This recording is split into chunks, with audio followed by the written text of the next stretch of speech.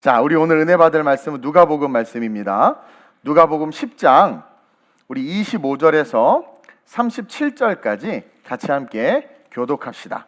누가복음 10장 25절에서 37절 신약성경 110페이지에 있습니다. 제가 먼저 봉독합니다. 25절. 어떤 율법 교사가 일어나 예수를 시험하여 이르되 선생님, 내가 무엇을 하여야 영생을 얻으리이까?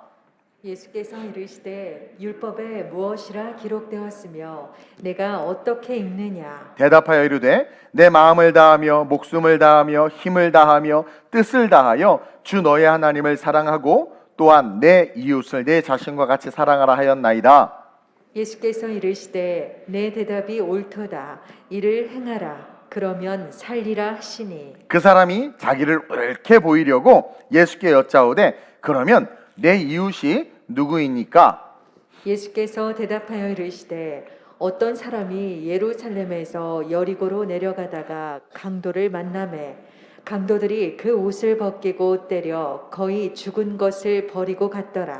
마침 한 제사장이 그 길로 내려가다가 그를 보고 피하여 지나가고 또 이와 같이 한 레위인도 그곳에 이르러 그를 보고 피하여 지나가되 어떤 사마리아 사람은 여행하는 중 거기 이르러 그를 보고 불쌍히 여겨 가까이 가서 기름과 포도주를 그 상처에 붓고 싸매고 자기 짐승에 태워 주막으로 데리고 가서 돌보아 주니라. 그 이튿날 그가 주막 주인에게 데나리온 둘을 내어주며 이르되 이 사람을 돌보아 주라. 비용이 더 들면 내가 돌아올 때에 갚으리라 하였으니 내 생각에는 이 세 사람 중에 누가 강도 만난 자의 이웃이 되겠느냐? 함께 이르되 자비를 베푼 자이다. 예수께서 이르시되 가서 너도 이와 같이 하라 하시니라. 아멘. 오늘은 파운데이션 오브 페이스 네 번째 시간 신앙 죽어야 사는 역설이라는 제목으로 은혜를 좀 나누려고 합니다. 신앙 죽어야 사는 역설. 여러분, 기독교의 핵심이 뭘까요? 영생이에요. 영원한 생명. 여러분, 영원한 생명은 예수를 믿고 안 믿고를 떠나서 인간에게 하나님께서 부여하신 축복이고 능력이며 본질이에요. 본질.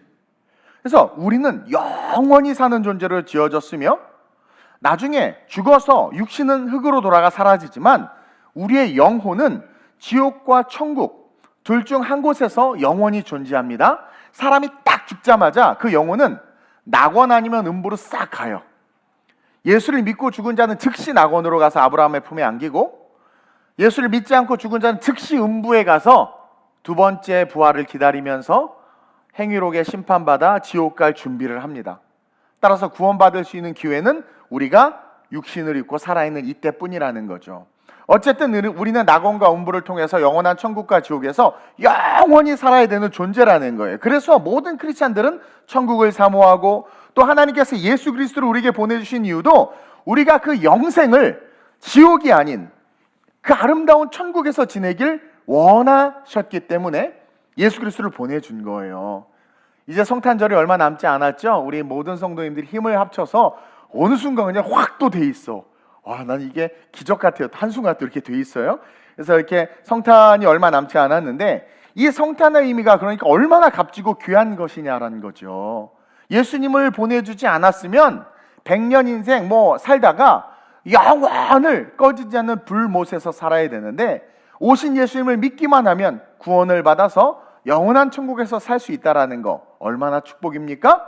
여러분들 이번 성탄 예수님을 다시 한번 묵상하시길 축원드립니다. 근데 문제는 뭐냐? 과거에도 그랬지만 지금도 우리가 예수님을 잘 안 믿는다는 거예요. 믿는다고 말은 하지. 그리고 여기 앉아 계실 겁니다. 저도 예전에 잘 믿는다고 생각했다가 말씀에 부딪히면서 회개하고 깨달았어요. 예전에도 그렇고 과거도 그렇고 지금도 그렇고 교회 다니는 많은 사람들이 예수님을 믿는다고는 하지만 잘 안 믿는다는 거예요. 그리고 또 잘 못 만나요, 예수님을. 그리고 잘 받아들이지를 않아요, 예수님을. 신앙생활이, 말씀이 자기의 생각과 소견에 머물러 있는 거죠. 그래서 열린 천국문을 뻔히 바라보고도 바로 앞에 두고도 뭡니까? 반대 방향으로 걸어가는 경우가 많은 거예요. 인자가 다시 올 때 믿음 있는 자를 보겠느냐. 오늘 본문이요, 그것을 정확하게 이야기해 주고 있습니다. 자, 오늘 본문에서 한 율법교사가 예수님에게 묻죠. 율법교사라고 했어요. 율법교사. 의미가 있습니다. 예수님에게 묻는데 영생에 대해서 묻죠. 근데 그렇게 묻는 이 율법교사의 의도가 아주 안 좋아. 이 율법교사가 어떻게 하여야 영생을 얻겠습니까? 딱 물을 때 벌써 얘는 자기는 영생을 얻을 자격과 조건을 갖췄다라는 거야. 그리고 예수님에게 물어봤을 때 예수님이 자기가 생각하는 대로 말하면, 그래, 나 너 정죄 안 하고 이단이라고 말 안 하고 너 내가 좀 보호해 줄게. 근데 자기의 생각과 다르게 말하면 어떻게 하는 거예요? 올무를 걸려고 하는 거예요. 그러니까 나는 영생을 얻은 자, 난 자신 있어. 영생을 얻으려면 어떻게 해야 됩니까? 한번 말해보세요. 예. 그러면서 당신도 혹시 영생을 얻은 사람인가? 감히 그렇게 의심하면서 물어보는 거예요. 그러니까 답을 하려고 궁금해서 묻는 게 아니라 자기 신앙의 확신을 가지고 난 천국 가는데 넌 영생 얻었니? 영생을 얻으려면 어떻게 해야 돼? 너 알아? 비꼬면서 묻는 거죠. 그래서 성경 본문 25절에 뭐라고 되어 있습니까? 예수를 시험하여 이르되 라고 예수님이 이렇게 그 율법 선생의 마음을 들춰내 버린 거예요. 그러니까 시험하여 물어보는 거죠. 자의적 믿음을 기반으로 자기의 생각대로 자기가 믿는 믿음대로 말하지 않으면 예수는 이단이고 잘못된 것이고 그렇게 주장하려고 악한 의도를 가지고 있었다라는 거예요.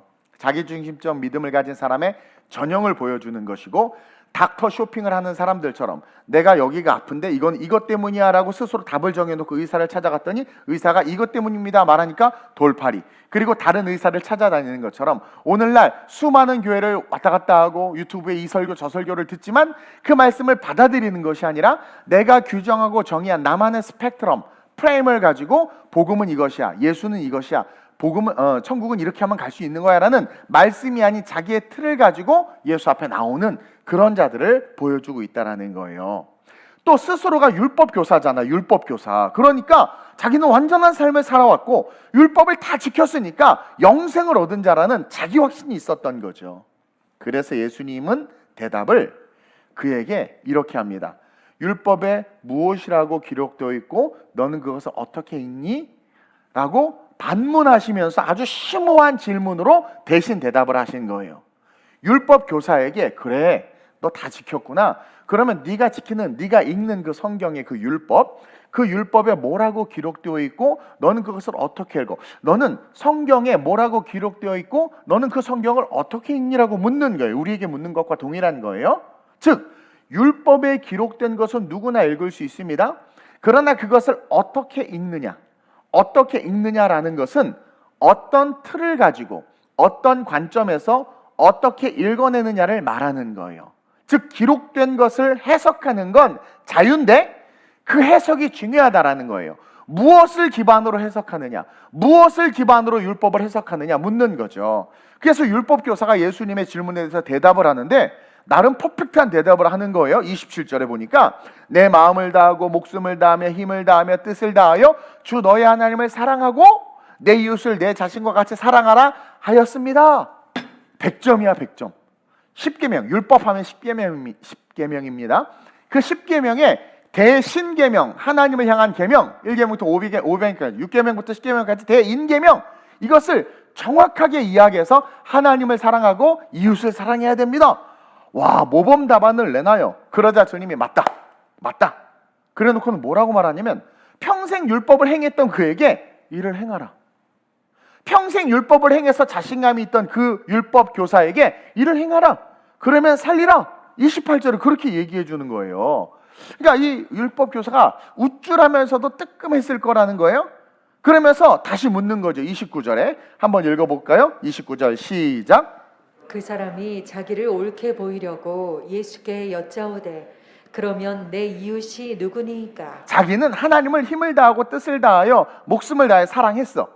그리고 이제 이웃사랑인데 그 이웃사랑에 대해서 그럼 내 이웃이 누굽니까? 딱 물어보는 거예요. 여기서 옳게 보이려고 했다는 것은 그 율법교사가 자기를 옳게 보이려고 예수께 여짜왔다고 그러죠. 옳게 보이려고 했다는 것은 자신은 사랑했다는 거야. 유대인을 사랑했고 그 행위가 있는 삶을 살고 있다고 자부했다라는 거죠.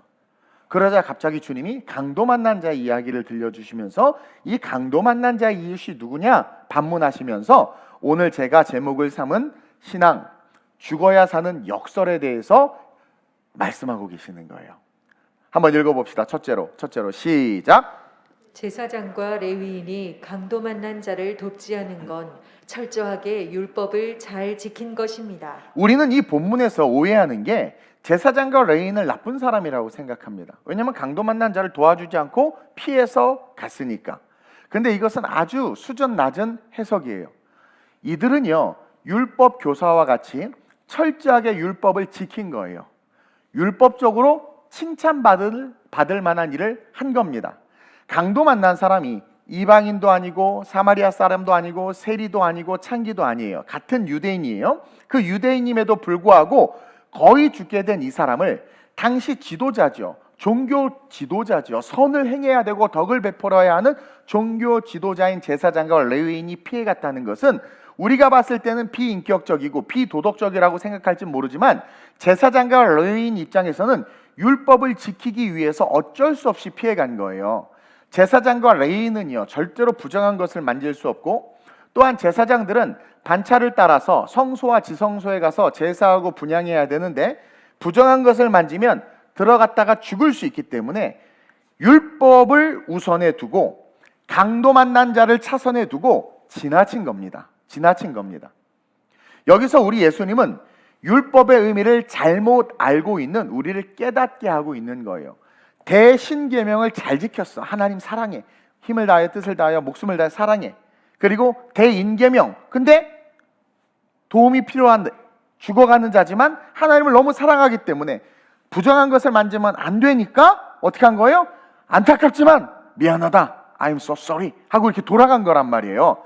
이건 율법 교사의 입장에서도 레위인과 제사장도 참 잘한 거고 레위인과 제사장의 입장에서는 철저하게 율법을 지킨 겁니다. 예. 그래서 아무 문제가 없는 거예요. 근데 주님은 왜 이 질문을 하냐면 이렇게 말씀하셨냐면 하나님을 진심으로 사랑한다면 정말 마음을 다하고 힘을 다하고 뜻을 다해 사랑한다면 율법이 니들이 지킨다는 그 율법이 그 강도 만난 자를 얼마나 사랑하는지를 알게 해주는데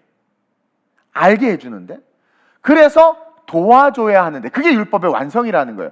도와줘야 하는데 그들은요 마음을 다하고 힘을 다하고 뜻을 다하여 하나님을 사랑한다고는 말하지만 사랑하지 않고 있다는 것을 고발하는 거예요. 즉 그들은 자기의 직분과 직임과 자기의 사명과 자기의 일을 사랑한 겁니다. 다시 말해서 진짜 율법을 사랑하고 그 율법 속에 하나님을 정말 힘을 다하고 뜻을 다하여 목숨을 다해 사랑하면 그 율법이 가르쳐 주는 거예요.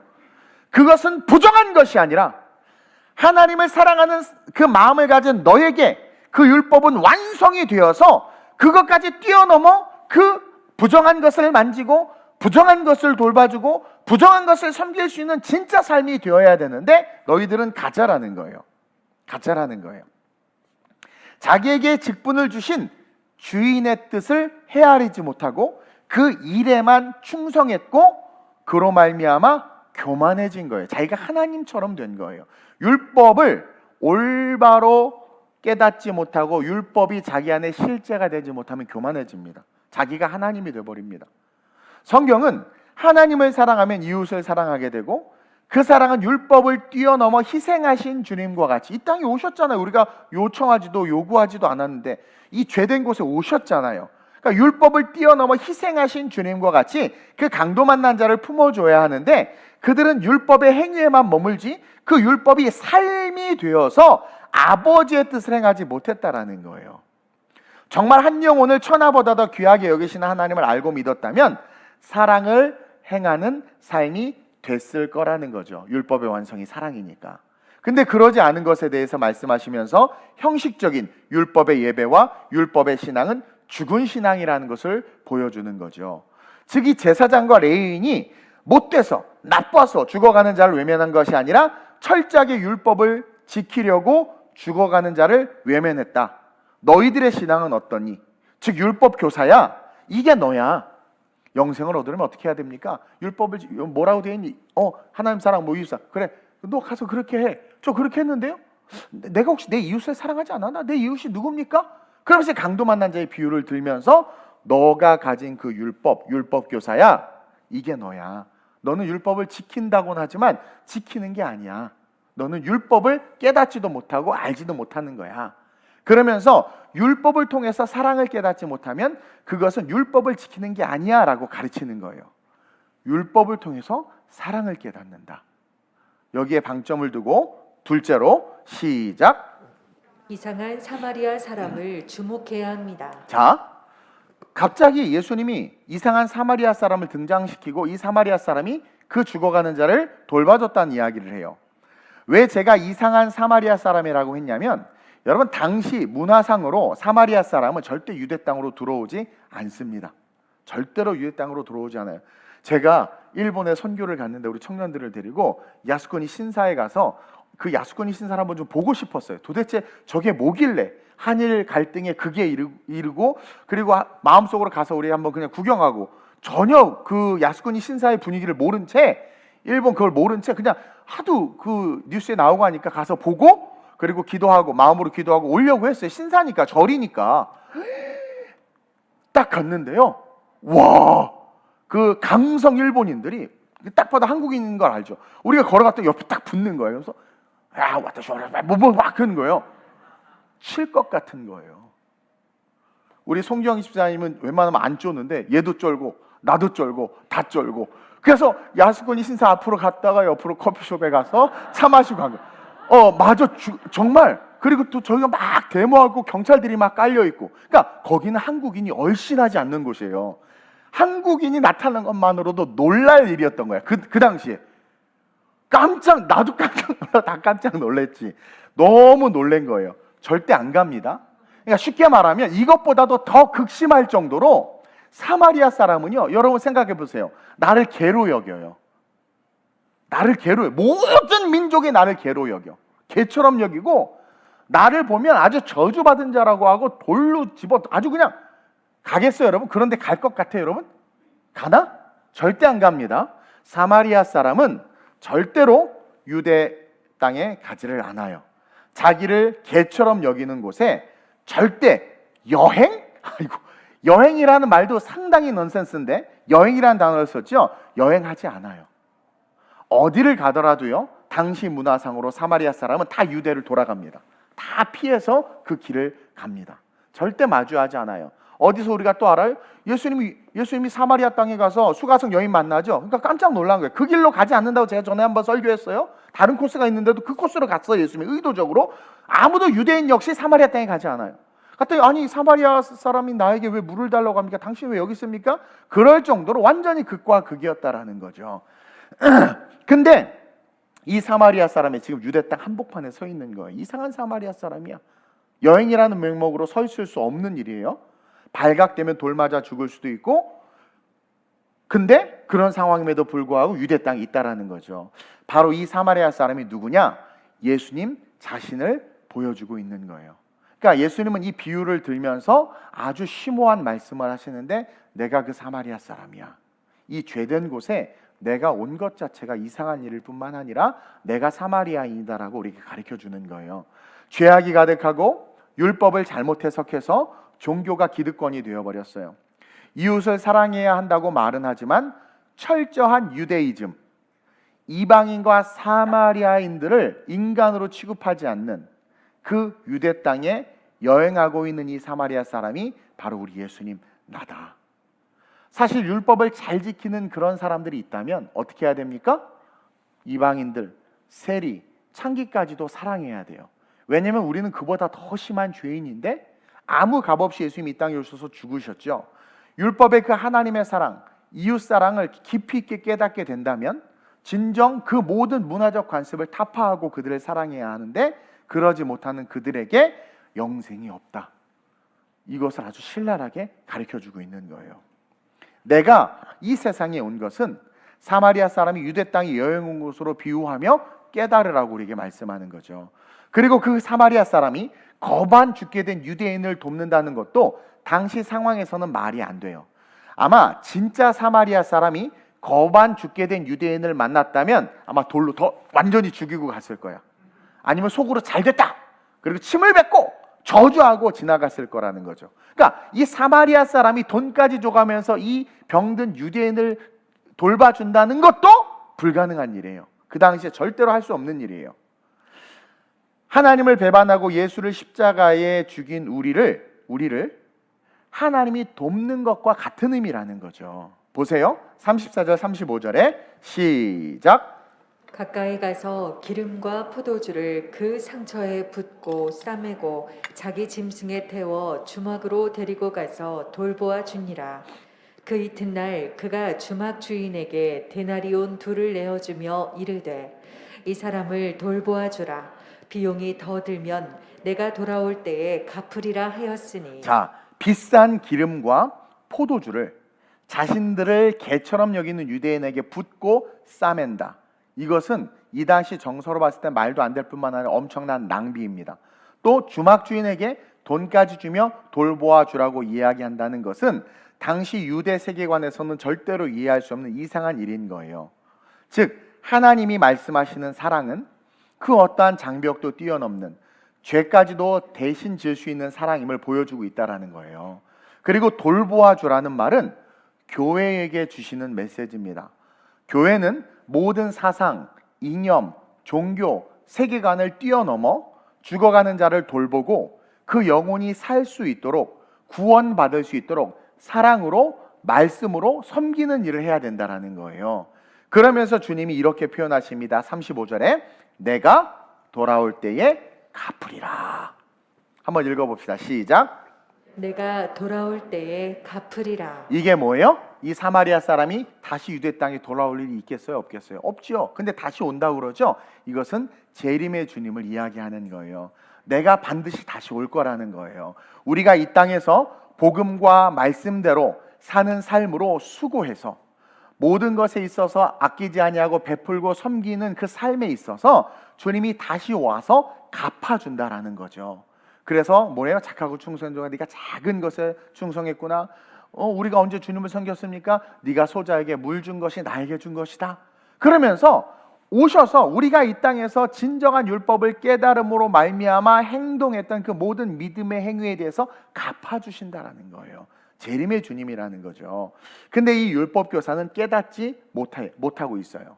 예수님께서 다 이야기하시고 나서 이제 묻습니다. 이 사마리아 사람 레위인 제사장에 대한 이야기를 쭉 하고 36절에 묻는데 시작. 내 생각에는 이 세 사람 중에 누가 강도 만난 자의 이웃이 되겠느냐. 그러자 이 율법 교사가 사마리아인입니다 라고 말을 안 해요. 싫으니까 억지로 자비를 베푼 자니이다. 자비라는 말을 써요. 그건 자비인 거야. 안 되는 걸 한 거기 때문에. 그러니까 상당히 이 율법 교사는 혼란 가운데 있는 거예요. 생각해보세요. 얼마나 혼란스럽겠냐. 아니 그럼 율법을 안 지켜도 된다는 건가? 부정한 건 만지지 말라고 그랬잖아. 아니 제사장과 레위인이 당연히 부정한 건 만지면 안 되니까. 아니 그거 만졌다가 제사 못 지내면 어떡해? 예배 못 드리면 어떡해? 그거 만졌다가 지성소에 들어갔다 죽으면 어떡해?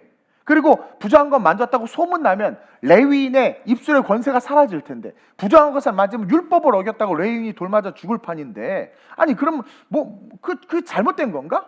아니 그래서 죽은 자를 피해간 것인데 이게 왜 잘못됐지? 개 같은 사마리아 사람이 선을 베푼 것이 율법을 지키는 것보다 더 큰 일인가? 엄청나게 혼란한 거예요. 우리가 그런 사마리아인의 도움을 받아야 돼? 아니 혼혈 민족이잖아. 북왕국 이스라엘이 무너지면서 막 이방 사람들과 결혼하고 해서 자식들 낳고 해서 그 혈통이 피가 섞여버린. 그러나 우리 남유다 유다 백성 우리는 피를 딱 지키면서 이렇게 멋있게 살았는데 이것이 잘못된 것인가? 헷갈리는 거예요. 아니 우리가 저 사마리아인에게 도움을 받아야 되는 존재야? 그건 있을 수 없는 거 아니야? 그렇게 헷갈리지만 그 물음에 뭐예요? 자비를 베푼 이니이다 대답하자. 그 대답한 율법 교사에게 예수님이 아주 중요한 말씀을 하세요. 37절입니다. 시작. 예수께서 이르시되 가서 너도 이와 같이 하라. 자, 선한 사마리아인이 예수님을 상징한다는 것을 기억하면서 마지막으로 시작. 가서 너도 이와 같이 하라의 의미를 잘 알아야 합니다. 자, 가서 너도 이와 같이 하라가 선한 사마리아인처럼 강도 만난 자들과 이웃들을 돌보라는 말이 아니에요. 오늘 이 결론이 중요하기 때문에 앞에 빨리 달려왔어요. 가서 너도 이와 같이 하라를 우리가 또 해석하기를 선한 사마리아인처럼 불쌍하고 가난하고 독거노인들과 소년소녀 가정 도우라고 그래요. 그래서 교회가 많은 그런 일들을 하고 이 설교를 그동안 많은 교회들이 수준 낮게 그렇게 이해했단 말이에요. 아니에요.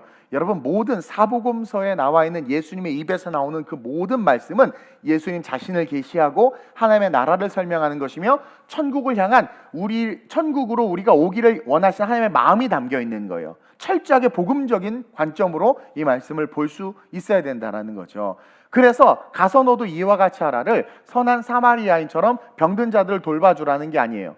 예수님이 돼서 예수님처럼 그렇게 하라는 게 아니에요. 율법을 안 지켜도 된다라는 게 아니에요. 이것은 무슨 말이냐면 삶의 주변에서 강도를 만났거나 어려움에 있는 자를 도와줘서 착한 일을 해서 본이 되라, 그런 도덕적인 메시지가 아니라 가서 네가 강도 좀 만나라, 그거예요. 너 강도 만나야 돼. 네가 강도 만나서 네가 붙잡고 있는 거 다 뺏기고 다 잃어버리고 거의 죽은 상태로 네가 그렇게 좀 죽으라는 거예요. 가서 너도 이와 같이 하라라는 것은 내가 사마리아인인 내가 너를 좀 만지고 고치고 돌볼 수 있도록 너 가서 죽어, 이 얘기예요. 그래서 너 예수님의 십자가의 사랑을 경험하라는 거예요. 여러분 보세요. 이 유대인이 거반 죽게 된 것이 아니라 만약에 여기서 거반 죽게 됐다는 것은 의식이 없이 완전히 죽기 일보 직전인 거예요. 근데 만약에 유대인이 의식이 조금 있었어. 그래서 누가 와서 도우니까 고맙습니다 하고 딱 봤더니 사마리아 사람이야. 유대인은요, 죽으면 죽었지 사마리아인에게 도움받지 않아요. 도움받고 살아나도 그 가문이 손가락질 당하고 그 가문이 유대 사회에서 살 수 없기 때문에 그냥 날 놔두시고 가십시오, 그런다는 거예요. 그래서 거반 죽은 것이라고 우리 예수님이 말한 거예요. 조금이라도 의식이 살아있었다면 사마리아인의 도움을 거절했을. 그만큼 여러분 유대이즘과 이 유대 율법은 무서웠어요. 정말 무서웠단 말이에요. 율법은 너무 무서워서 그냥 딱 해서 돌로 쳐주기. 그러니까 여러분 이슬람들 되게 무섭잖아요. 막 자기 여동생이어도 부정한 짓을 저지르면 오빠가 칼로 죽여버려요. 기독교는 뭐 그 정도까지는 아닌데 어쨌든 중동에서의 그 율법의 의미는 상당히 무서운 거란 말이에요. 근데 하나님이 우리에게 주신 율법은 무서운 게 아니에요. 근데 그 율법을 갖고 있으니까 사랑을 경험하지 못하는 거죠. 너 그래 잘 살았어, 율법 다 지켰어? 그러면 뭐하니? 예수님의 십자가의 사랑, 하나님의 사랑을 경험도 그리고 부딪히지도 못했는데. 그러니까 율법의 신앙은 하나님을 경험하지 못하기 때문에, 예수님의 사랑을 경험하지 못하기 때문에 우리가 가진 율법적 의식들을 버리고 선한 사마리아인의 돌봄을 받는 삶으로 가서 너도 이와 같이 좀 되라, 그렇게 이야기하는 거예요. 이것과 같은 의미를 담고 있는 평행 본문의 내용이 마태복음 19장 16절 이하의 부자 청년에 대한 이야기인데, 어제 원고를 거의 한 40페이지 돼가지고 내가 이걸 다 잘라버렸어요. 이 부자 청년에 대한 이야기 여러분들 알죠? 이 부자 청년도 영생에 대해서 예수님께 묻는 거예요. 그러자 예수님이 얘기해줘요. 그랬더니 내가 그걸 다 지켰습니다. 그랬더니 예수님도 기분 좋았어. 그래? 그러면 네 재산을 팔아 가난한 자에게 나눠줘라. 그러니까 그 부자 청년이 어떻게 했어요? 여러분들하고 똑같이 근심하며 돌아갔단 말이에요. 쉽게 말해서 영생에 대해서 관심이 있어서 왔는데, 율법을 다 지켜서 잡복으로 왔는데 스스로 이렇게 나는 구원받았어, 난 신앙이 참 좋아, 성령도 아닌데 성령 충만한 줄 알아, 난 성령 충만에 착각하고 왔단 말이에요. 그래서 예수님이 묻는 거예요. 너 하나님 섬길래 돈 섬길래? 근데 그 순간 어떻게 합니까? 헷갈리고 고민하다가 예수님 떠난 거 아니에요? 돈을 섬기겠다라는 거예요. 쉽게 말하면 단 한 번도 그 하나님의 사랑에 부딪혀 보지 못하니까. 저도요, 하나님의 사랑에 부딪히기 전까지는 신앙생활 할 때 항상 제가 우선이었어요. 내 시간, 내 물질, 내 거. 그러다가 대학교 2학년 때 인격적으로, 고등학교 때 대학교가 2번 만나 인격적으로 하나님 딱 만나고 그분의 사랑이 나에게 부어지기 시작하니까 미국 유학도 포기하고 연봉도 포기하고 잘 살고 행복한 길 다 내려놓고 그냥 주께서 원하시는 그 길을 갈 수 있게 되는 거예요. 그게 진짜 그 사랑이 경험되어지니까. 근데 율법을 잘 지키고 아무리 잘 지켜도 그게 안 되는 거예요. 그러니까 그 율법에 묶여있는 너가 죽어야 되는 거예요. 사랑을 경험하지 못하면, 십자가를 경험하지 못하면 절대 올바른 온전한 선. 그러니까 제가 여러 번 얘기하죠. 착한 일 안 하라는 게 아니에요. 가식적이고 교만하며 자기의 의가 되는 선한 일을 하지 말고 십자가의 사랑에 온전히 부딪혀서 그 사랑으로 말미암아 공급받는 은혜 속에서 베푸는 선이 한국교회와 우리에게 있어야 된다는 거죠. 그러니까 십자가의 사랑을 경험하지 못하면 절대로 올바르고 온전한 선을 베풀 수도 없고 리얼 크리스찬으로서 진짜 신앙생활을 할 수 없다라는 거예요. 진짜 하나님을 만나고 경험하면 자신의 전부를 주셔서 나를 사랑하고 구원하신 그 주님이 실제가 되면 삭개오가 되는 거예요. 삭개오가 재산을 팔아서 가난한 자들에게 나눠줄 수 있는 겁니다. 시키지 않아도 그 사랑이 부어지고 삭개오의 눈동자와 예수님의 눈동자가 만나면서 내가 오늘 너의 집에 유하여야겠다가 뭐냐면 성령이 내주하시는 거란 말이에요. 복음의 말씀이 삭개오 안에 확 들어온 거란 말이에요. 그러니까 진짜 사랑을 경험하니까 어떻게 되는 거예요? 가치가 바뀌어버린 거죠. 그러니까 토색한 건 4배나 갖고 재산의 절반을 팔아 가난한 자에게 주겠다라는 자연스러운 고백이 나오는 게 주인이 바뀐 거예요. 그러니까 삭개오는 영생을 얻은 거란 말입니다. 영생을 얻은 자는 삶에 반드시 그 모습이 보여지게 되어 있는 거예요. 근데 이 영생을 얻겠다고 율법을 다 지킨 부자 청년이 물어봤더니 예수님께서 그래 잘했다. 잘한 거예요. 율법 지킨 것도 잘한 거예요. 그러나 만남이 없는 율법은 뭡니까? 생명이 없고 천국이 없는 거예요. 그래서 돈 팔아서 가난한 자에게 나눠줘 하니까 어떻게 해요? 그 순간 고민하면서 돌아갔다는 건 예수의 십자가의 사랑을 경험하지 못했다라는 거죠. 못했다라는 거죠. 예전에 가난할 때 우리 한국 성도들 아파트 팔아서 막 헌금하는 것을 요즘의 세대들은 어떻게 그럴 수 있어? 그거 잘못된 거야 라고 말하지만 진짜 하나님을 만나면 그렇게 할 수 있는 것이고, 그리고 여러분 순교하는 사람들에서 이해 못하죠. 진짜 하나님을 만나면 그 순교가 아무것도 아닌 거예요. 눈앞에 천국이 보이고 주님이 보이기 때문에 기꺼이 감당할 수 있는 거예요. 그래서 예수 그리스도로 말미암아 신앙 고백한 자들은 세상이 감당할 수가 없는 겁니다. 근데 만남이 실제는 하나님과의 경험, 그 경험과 사랑이 없으면 못하는 거죠. 종교 생활을 합니다. 종교 생활을 합니다. 그러나 신앙 생활은 시작도 못한 거예요. 그래서 오늘날 교회 안에 종교 생활을 하는 사람들이 많아지는 거예요. 그래서 교회가 세상에서 손가락질 당하는 거예요. 불협화음과 분열이 많아지는 이유가 종교 생활을 하고 있는 거예요. 종교 생활은 율법을 지키는 게 중요한 거거든요. 그러니까 뭡니까? 봉사와 섬김과 헌신과 희생은 사라지는 거예요. 그리고 말씀, 성경에서 말하는 이 말씀의 소리가 들리는 것이 아니라 사람의 목소리가 교회에서 들리는 거죠. 십자가의 사랑을 모르니까 율법에 묶여서 판단만 하고 정죄만 하는 문화가 교회 안에 팽배해지는 거예요. 그래서 오늘 본문에서 예수님은 그 율법 교사에게 가서 너도 이와 같이 하라. 가서 너 좀 제발 죽어라. 내가 너를 좀 만지고 싶다. 너가 정말 생각하는 그 모든 틀을 깨고 십자가의 사랑이 너의 심장을 만짐으로 말미암아 네가 회복됐으면 좋겠다. 그리고 네가 덜 회복되고 좀 천천히 회복돼도 내가 다시 와서 너를 완전히 천국으로 데려갈 테니까 제발. 그리고 한국교회야 이러한 자들을 좀 돌봐라 라고 우리에게 말씀해주고 있다라는 거죠. 아까도 이야기했지만 이 유대인이 강도를 만났는데 만약에 의식이 있었다고 칩시다. 사마리아인이 도우려고 할 때 제가 그랬죠. 도움을 안 받을 거라고. 근데 어떤 사람은 또 그래요. 아유 목사님 목숨이 경각했으면 도움 받아요. 아니요, 유대인들은 안 그래요. 지금 막 예수 아직도 안 믿잖아요. 이스라엘. 여러분 마지막 요한계시록에 모든 이방인들이 다 구원받고 나서 마지막 전삼전반이 끝나고 한 무리가 쫙 하늘로 올라오는데 14만 4천 명이 올라오죠. 성경계시록에 그 14만 4천 명이 그냥 끝까지 고집 부리고 율법에 묶여서 이렇게 살던 유대인들이에요. 그들이 그제서야 회심해서 올라오는 숫자 14만 4천 명이 아니라 12지파의 완전수, 하나님께서 택하여 세운 12지파, 이스라엘, 아브라함으로부터 시작해서 세운 12지파, 그 12지파와 12제자가 만나서 완성된 그 14만 4천 명이라는 상징적인 숫자, 그들이 다 들려 올라가는 거예요. 그만큼 여러분 이스라엘의 그 유대이즘, 그 율법은 무서운 거예요. 무서운 거예요. 그리고 중동의 이슬람, 같은 하나님이라고 하지만 다른 하나님이에요. 근데 그 이슬람의 그 샤리아법부터 시작해서 이슬람 율법이 얼마나 무섭습니까?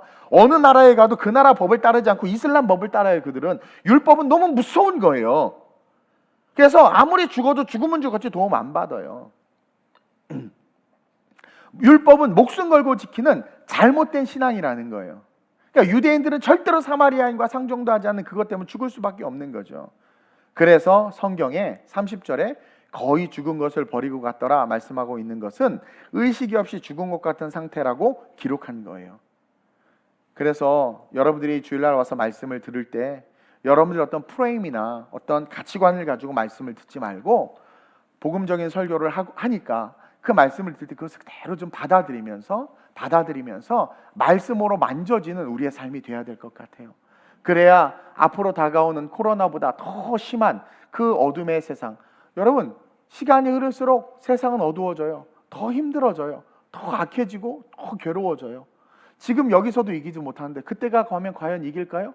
그래서 마태복음 24장도 말하지만 종말의 때가 되면 배교하는 자들이 너무나 많고 자기 소견에 자기 귀에 만족하는 스승들을 너무나 많이 두고 거짓 선지자들이 동서사방에 일어난다고 하잖아요. 거짓 선지자들이 하는 말은 우리의 입맛에 맞는 메시지를 전해주는 종들이 일어난단 말이에요.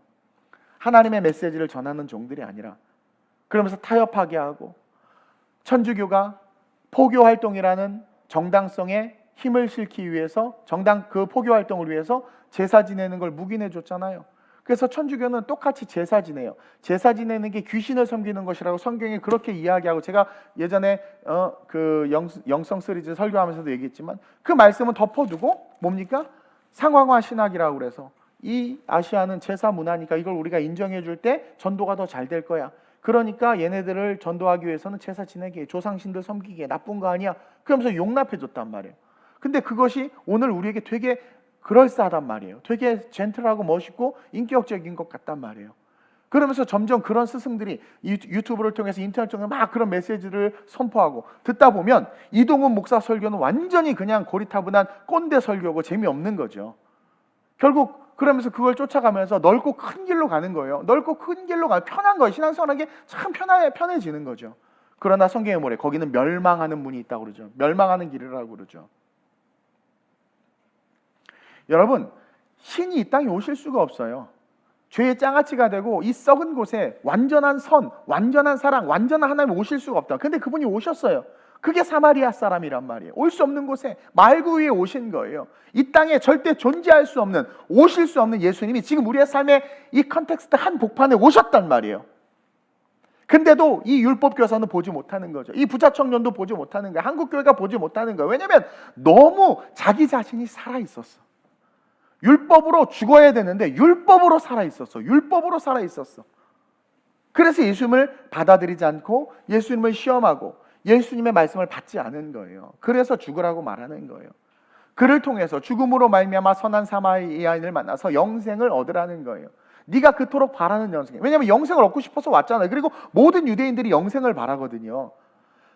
네가 그토록 바라는 영생, 그 천국, 지금 네 상태, 네 스타일로는 못 얻는다라는 거예요. 못 간다라는 거예요. 너 강도 만나 죽지 않냐면 너 못 간다라는 거예요. 너 빨리 죽으라는 거예요. 내가 너 잘 치료해 줄게. 내가 널 잘 회복시켜 줄게. 그리고 다시 와서 내가 널 데리고 올라갈게. 그러면서 제발 하나님을, 예수님을 인격적으로 만나라. 인격적으로 만나라 외치라는 거예요. 너의 너됨을 내려놓고 너의 모든 가치관과 세계관들을 내려놓고 말씀에, 복음에 부딪히라는 거예요. 이게 오늘 이 본문의 핵심이에요. 그래서 우리가 세상에서 죽어야 진짜 사는 축복을 누리게 되는 겁니다. 내가 그리스도와 함께 십자가 달려 죽는 그 죽음이 있어야. 그 죽음이 뭡니까? 내 틀 모든 것들을 내려놓고 버리는 거예요. 버리는 거예요. 아니, 욥의 신앙을 하나님이 왜 마귀에게까지 칭찬했습니까? 재산을 다 잃고 자식을 잃었는데도 뭐라고 고백해요? 주시니도 하나님이시오, 취하시니도 하나님이시다. 완전히 말씀 앞에 자기가 죽은 거예요.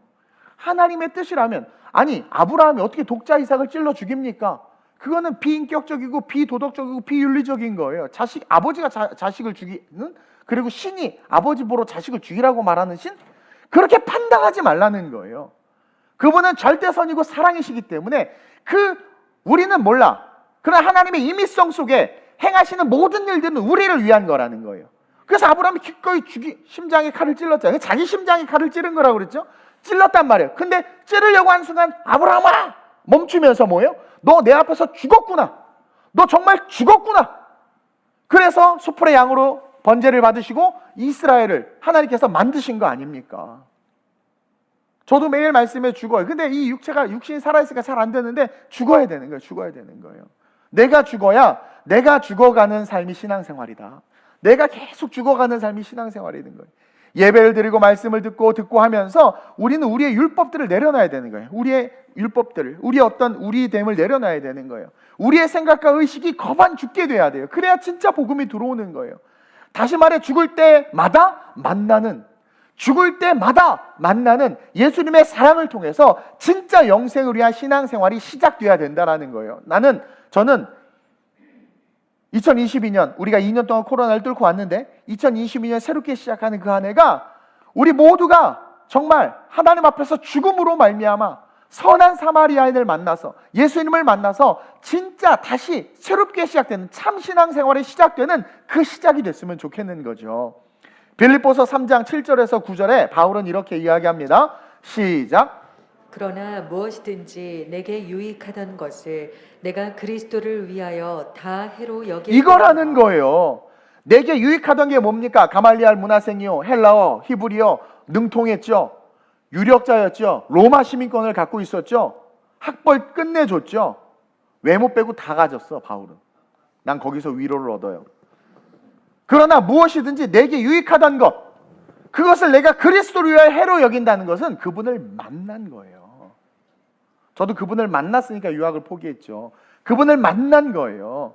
그러면서 계속 시작. 또한 모든 것을 해로 여김은 내 주 그리스도 예수를 아는 지식이 가장 고상하기 때문이다. 그 사랑을 경험한 거예요. 내가 얘기하자면 맛을 봐야 맛을 알지 샘표 간장 맛봤냐라는 거예요. 맛을 보면 아는 거예요. 아 이거구나. 기부하는 사람이요, 막 기부에 대해서 부정적이다. 오늘 한번 딱 기부를 했는데 기부를 딱 하는 순간 그 순간 뭔가 마음에 막 이렇게 와요. 괜찮네. 맛을 본 거야. 그때부터 기부 중독에 돼가지고 막 계속 맛을 봐봐요. 맛을 보니까 하잖아요. 바울이 맛을 본 거예요. 내 주 그리스도 예수라는 지식이 가장 고상하기 때문이라. 계속 내가 그를 위하여 모든 것을 잃어버리고 배설물로 여기는 세상에 여러분들 학벌 배설물로 여길 수 있어요? 외모 배설물로 여길 수 있어요? 재산 배설물로 여길 수 있어요? 근데 바울은 그렇게 하잖아요. 배설물로 여기면 계속 그리스도를 얻고 그 안에서 발견되려 이게 뭡니까? 들려 올라가는 삶. 그 안에서 발견되지 아니하면 절대로 들려 올라가지 못해요.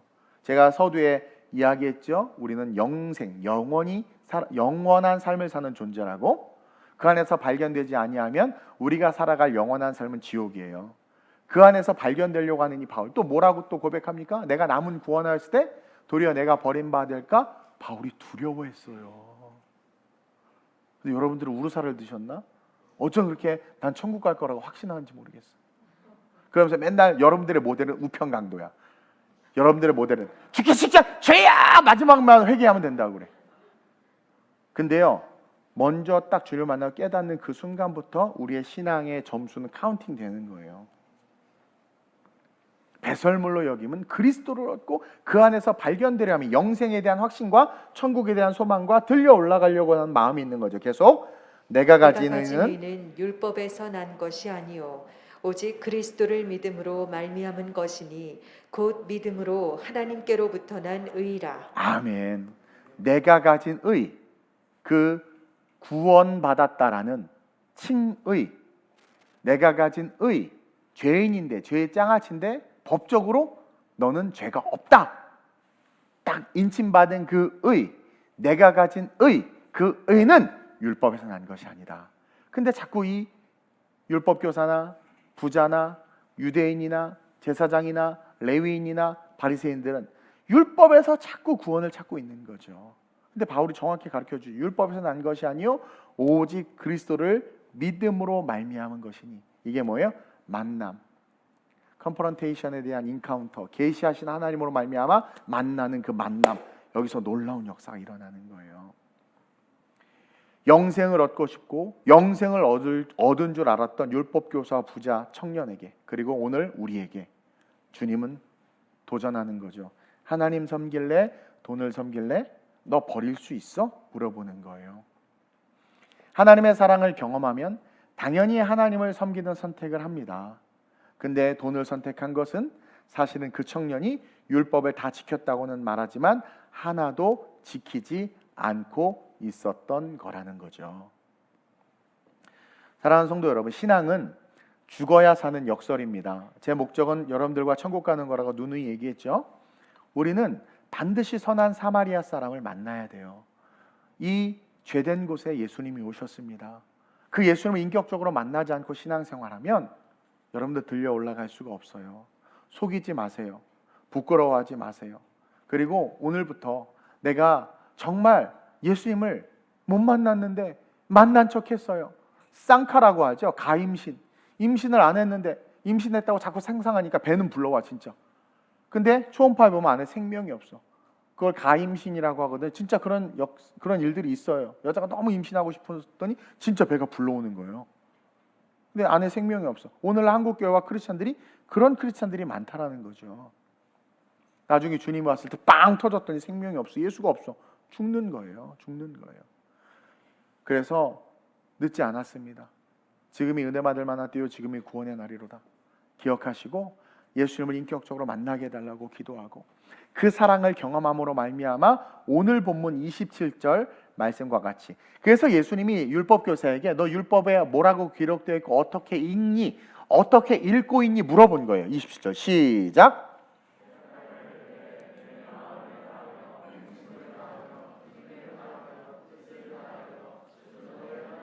아멘. 마음과 목숨과 힘을 다하여 주 너의 하나님을 사랑할 수 있어야 돼요.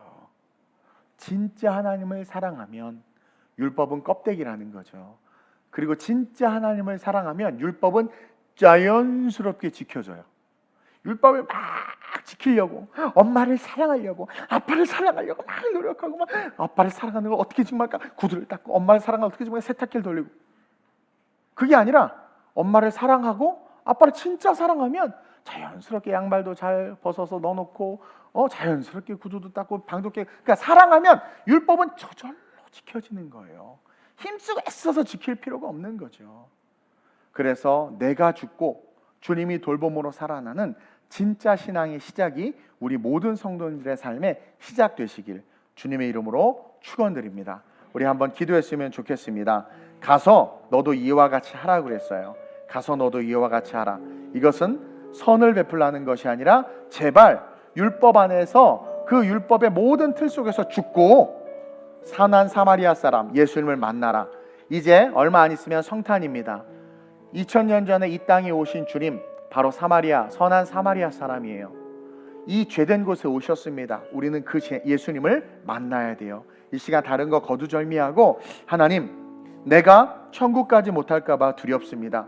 믿기만 하면 구원받는다는 싸구려 복음에 속아서 믿기만 했지 정말 주님을 만나지 못했는데, 경험하지 못했는데 가식적으로 살아왔습니다. 나를 불쌍히 여기시고 긍휼히 여겨 주옵소서. 코로나로 말미암아 많은 사람들이 죽었다고 하는데 준비되지 못한 상태에서 죽은 그들의 미래는 우리가 아무리 이 땅에서 통곡을 해도 돌이킬 수 없는 지옥의 삶입니다. 하나님, 나부터 구원받고 나부터 진짜 예수님 만난 그 맛을 본 사랑으로 이웃과 가족에게 복음 전하는 내가 될 수 있게 해달라고, 내가 주님의 마음을 닮아 이 험한 곳에 작은 예수, 작은 선한 사마리아인이 되어 하나님 선을 베푸고 고쳐주는 일이 아니라 복음을 전하는 일, 생명을 살리는 일을 하라고 말씀하신 그 말씀을 붙잡고 복음을 전하겠습니다. 날 써달라고 이 시간 간절하게, 가서 너도 이와 같이 하라. 내가 거반 죽게 되어 예수 만나게 하여 주옵소서. 그리고 내가 살아나 주님과 같이 복음 전하는 삶을 살게 해달라고 주님의 세 번 부르고 합심으로 전심으로 기도합니다.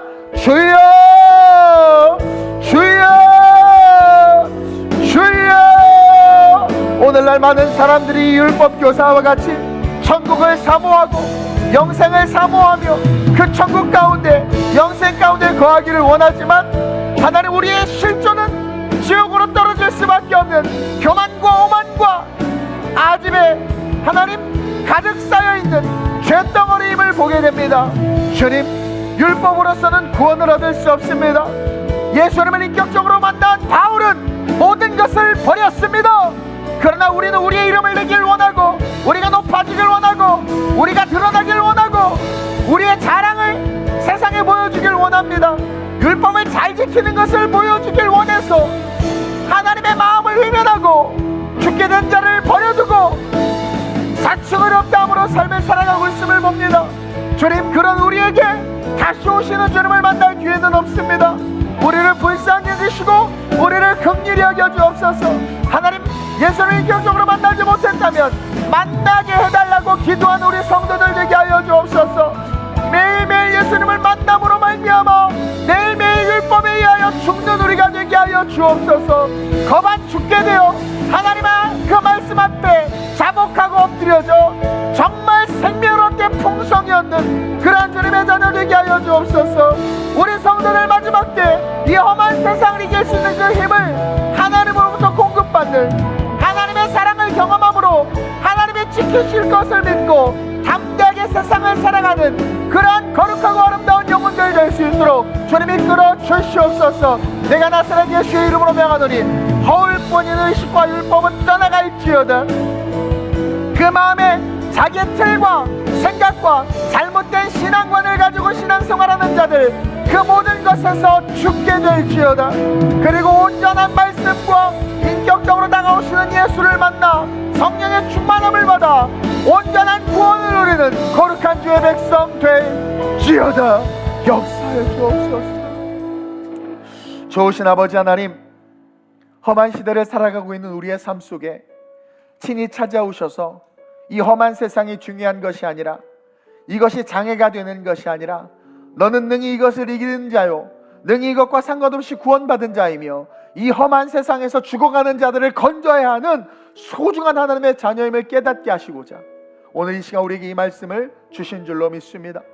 아름다운 우리의 모든 성도들, 오늘 이 말씀, 이제 12월 주님 오신 성탄을 우리가 축하하고 또 기념하며 묵상해야 하는데, 2000년 전에 오신 주님을 아직도 믿지 못하고 만나지 못하면서 나는 신앙생활 근사하게 하고 있다 착각하는, 그래서 우리 주님 너무 안타까워하는 그 영혼들이 변화될 수 있도록 주님 역사해 주옵소서. 너도 가서 이와 같이 하라. 너도 가서 제발 거반 죽은 자가 돼서 나를 좀 만나라. 그 율법에 자칭 의롭다 해서 서 있지 말고 그냥 죽어라. 죽어서 내가 너를 만지고 내가 너를 돌보고 내가 다시 와서 너를 데려갈 수 있도록 제발 너 자신을 버리고 네 고집과 아집과 잘못된 신앙관과 잘못된 종교관들을 버리고 매일매일 선포되는 말씀을 받아 먹음으로 말미암아 나를 만나라. 나를 만나 진짜 신앙생활을 해라. 바울처럼 오직 그 하나님의 사랑을 알기에 하나님 섬길래 돈 섬길래 할 때 기꺼이 재산을 팔아 가난한 자들에게 나눠주고 도색한 것을 4배나 갚겠다 고백한 것처럼 진짜 그 사랑 속에 기쁨이 있기에 기뻐 뛰며 세상과 상관없이 승리하는 삶을 살고, 또한 기뻐 뛰는 가운데 주시는 비전과 꿈을 가지고 마음껏 도전하여 다니엘처럼 나라와 민족을 다스리고 사무엘처럼 민족을 위해서 기도할 수 있는 위대한 자들로 일어설 수 있도록 주님 축복해 주시며, 특별히 우리 중고등부 아이들이 그와 같은 자들 될 수 있도록, 다니엘이 될 수 있도록, 사무엘이 될 수 있도록, 다윗이 될 수 있도록, 주님 바울이 될 수 있도록 기름 부어 주옵소서. 정치, 교회, 사회, 문화, 예술, 종교 모든 영역의 지도자들은 거반 죽은 자들이 되어야 합니다. 그래서 예수를 만나 그 자리에서 그냥 세상과 도덕적 관점에 선을 베푸는 수준이 아니라 영혼을 구원하는 참 선을 행하는 그러한 존재로 서 있어야 될 줄로 믿사오니 그 사명을 감당하는 자들이 우리 모두가 되게 하시고, 아름다운 우리 교회가 마지막 시대에 무너져가는 한국교회를 오직 말씀으로 회복시키고 목회자들과 함께 힘을 내 다가올 환난과 시험을 성도들이 이길 수 있도록 거룩하게 하나님의 나라를 확장하는 일에 쓰임받을 수 있도록 우리 교회와 우리 성도들 부족한 종을 사용해 주시옵소서. 가서 너도 이와 같이 하라. 오늘부터 우리 성도들 죽는 훈련하게 하여 주옵소서. 내 고집, 내 생각 다 내려놓고 주님이 용서하라고 했으면 용서하고, 주님이 품으라고 했으면 품고, 주님이 가라 하면 가고, 주님이 서라 하면 서고, 세상에서 뭐라고 말하든 성경에 기록된 말씀이 있으면 기록된 말씀이 진리다 라고 외치며 타협하지 않은, 교배되지 않는 온전하고도 순전한 신앙으로 하나님의 사랑을 알기에, 그 사랑이 얼마나 크고 아름답고 위대한지를 알기에, 그 은혜 받은 자이기에 그 은혜를 갚기 위하여서라도 올바로 이 땅에 서 있을 수 있는 참 신앙인으로 살아갈 수 있는 그런 성도들이 우리 성도들 되게 해 주옵소서. 감사함을 드리며 좋으신 예수님의 이름으로 축복하며 기도드립니다. 아멘.